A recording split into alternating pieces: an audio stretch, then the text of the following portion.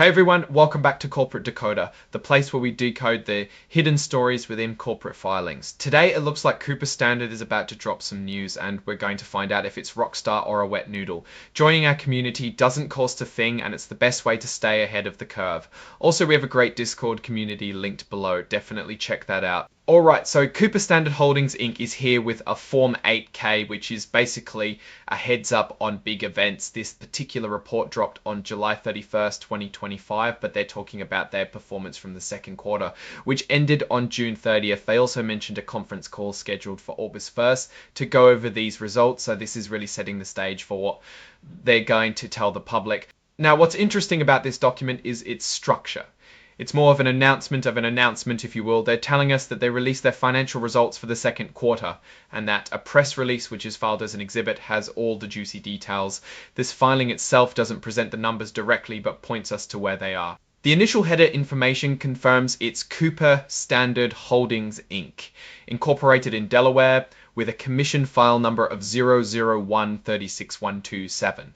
We also see their ticker symbol CPS trading on the New York Stock Exchange. This is pretty standard boilerplate information to identify the company and its main trading venue. They also provide their principal executive office address up in Northville, Michigan. Honestly, the location isn't the big story here, but it helps paint a picture of where the company's home base is. Digging into what's registered, we see their common stock on the NYSE under the ticker CPS. They also have preferred stock purchase rights linked to the NYSE, which usually indicates some kind of poison pill defense mechanism to ward off hostile takeover attempts.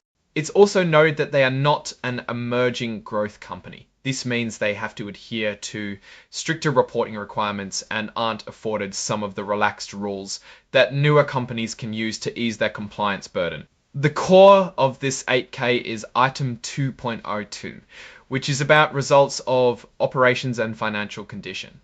They are highlighting that on July 31st, Cooper Standard Holdings Inc., the company, issued this press release about their second quarter results. And this press release is furnished as Exhibit 99. So everything important is in that accompanying press release that they've attached to this official filing. And that brings us to Exhibit 99, which is the actual press release. While this 8K itself doesn't contain the nitty-gritty financial tables, it directs us to that press release for the performance figures. The date conflict here is a bit odd. The report is dated July 31st, but the press release is dated August 1st, making it seem they might have released the news a day after filing the report. This could be a typo or a strategic timing move. Finally, we have the signatures. Mary Ann Peterson Cannery, who is the Senior Vice President, Chief Legal Officer and Secretary, signed off on this report on August 1st, 2025. This confirms that the company's legal department is indeed overseeing these disclosures, which is standard practice. Looking at the big picture, this 8K is really a placeholder. It's the SEC's way of making sure companies quickly report big events, and in this case, the big event is the announcement of their financial results. The real meat and potatoes, the actual numbers that tell us if Cooper Standard is doing well or not, are in the press release they filed as Exhibit 99. We'd need to review that document separately to get a full understanding of their performance, but this filing signals that the information is now officially out there for investors and analysts to digest. Without seeing those actual numbers from the press release, it's hard to give a definitive opinion on Cooper Standard's current direction, its strengths or weaknesses, or any specific risks or opportunities. However, the fact that they are reporting their results and holding a conference call means they are engaging with the market and providing updates. The timing discrepancy between the report and press release dates is something to keep an eye on, though it's likely a minor administrative slip-up. For a true deep dive, we'd need to analyze the Q2 earnings report itself.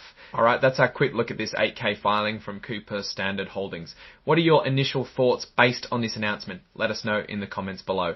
If you found this breakdown helpful, give it a big thumbs up and make sure to subscribe for more corporate insights. And don't forget to join our Discord community. The link is in the description. Thanks for watching and we'll see you in the next Decode.